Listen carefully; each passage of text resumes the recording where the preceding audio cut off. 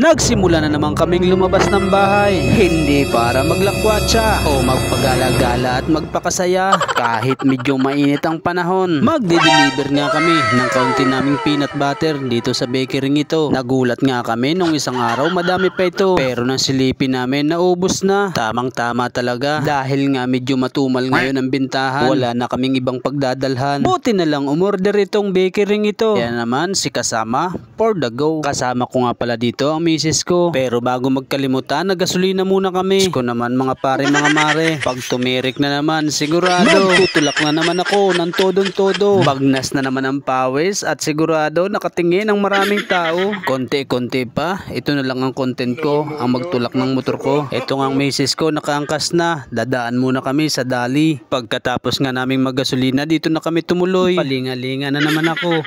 Wari mo'y nabaguhan. Kasi nga naman madalang kaming pumasok dito. Takaw atensyon nga itong isang ito. Ang pintuang gumagalaw kahit walang tao. Pasilip-silip na naman ako at nag-imbestiga. Sino kaya ang nasa likod ng kababalaghang ito? Hindi ko ito tatantanan. Ang ginawa ko ay nag-ikot-ikot ako dito sa loob. Napadaan ako dito sa may umiikot-ikot na to. Ako sasabit dito para makapasok sa loob. Para kasing octopus yung nakikita natin sa karnabal. Charot-charot lang yan mga idol. Alam ko naman yan. Kala nyo hindi ako marunong.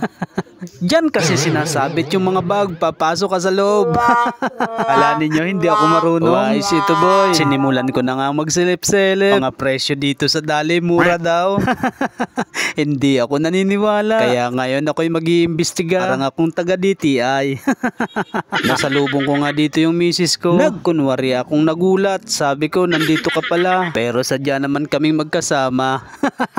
Pero itong si kasama, for the go. Silip-silip na naman kaliwat kanan. Loy ang pag-iimbestiga dahil tinitingnan ko totoo yung nabalitaan ko. Aba may mga ice cream. Nasadyang yan ang paborito ko. Pero nang dumukot ako sa bulsa, laman pala ng bulsa ko ay pipiso.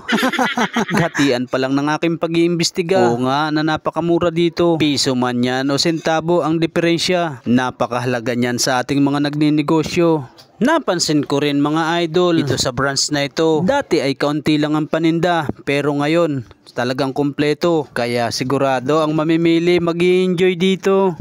Patuloy pa rin ako sa pasilip-silip. Nagpaikot-ikot sa loob ng tindahang ito. Pero sinigurado ko muna, nagpaalam muna ako. Kasi naman nakakahiya pag tayo nasita dito. Mas mainam talaga bago mag-vlog tayo. Magpaalam muna tayo sa mga importanteng tao nang tayo ay otorisado. Malayang makapag-video dahil sa isang permiso. Ano ba naman yan? Dami na namang sinasabi ko. Daig ko pa ang namalengke at naggrocery ng madami. Dahil sa patingin-tingin ko sa mga paninda. Nakita ko itong mga bigas dito, 1,289 ang presyo. At nilampasan ko muna to kasi naman wala pa akong pambili nito. Magtitiis muna kami sa pakilo-kilo.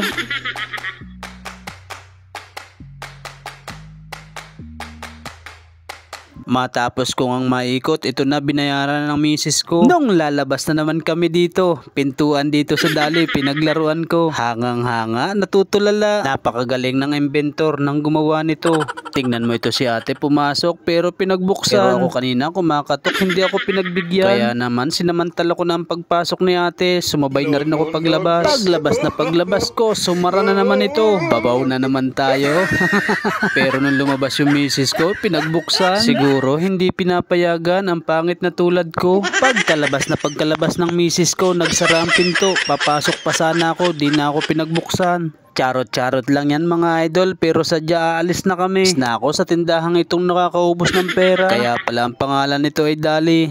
Kasi nga yung perang nakatabi, sadyang nadadali na ibibili. Kung hindi kaunti ay sobrang dami. Pagkatapos nga nito ay nilisan na namin ang lugar kung saan kami nadali. Malis kaming ubos ang money. Pero ang masasabi ko, pag dito kayo sa Dali namili, ang diskwentro, makakatipid kayo. Ilang yan kung may titipirin. At syempre kung merong babadgetin. Sop, drink moderately. Ay mali pala. Budget wisely pala. Hanggang dito na lamang po at maraming salamat. Huwag niyo pong kalilimutan mag-react at mag-follow. Siyempre, i-share nyo na rin naman ito para mapanood ng maraming tao. At shoutout sa pamilyang ito.